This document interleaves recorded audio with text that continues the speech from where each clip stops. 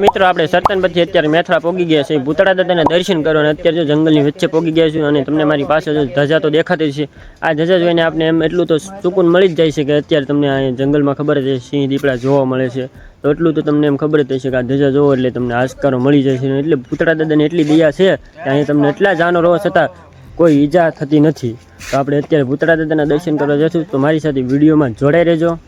અડધી કલાકની મહેનત બાદ જંગલમાંથી બહાર આવીને ભૂતળા દાદાના સાનિધ્યમાં પહોંચી ગયા છે જો હું તમને ભૂતળા દાદાની ધજા દેખાડી દઉં જો આવી રીતે કંઈક ભૂતળા દાદાનું સાનિધ્ય છે જોઈ જુઓ દૂરથી દેખાય છે હું અમે તમને પાસે લઈ જાઉં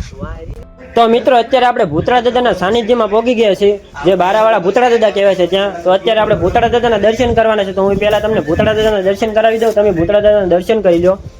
તો જો આવી રીતે કંઈક ભૂતળા દાદા બેઠા છે તો બધા ભૂતળા દાદાના દર્શન કરી લો અને કોમેન્ટમાં જય ભૂતળા દાદા લખવાનું ભૂલતા નહીં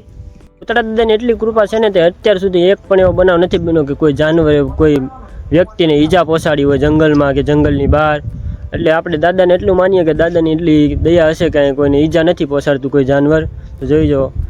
કોમેન્ટમાં જય ભૂતળા દાદા લખવાનું ભૂલતા નહીં અને તમે પણ તમારા મિત્રો સાથે એકવાર જરૂર આવજો અહીંયા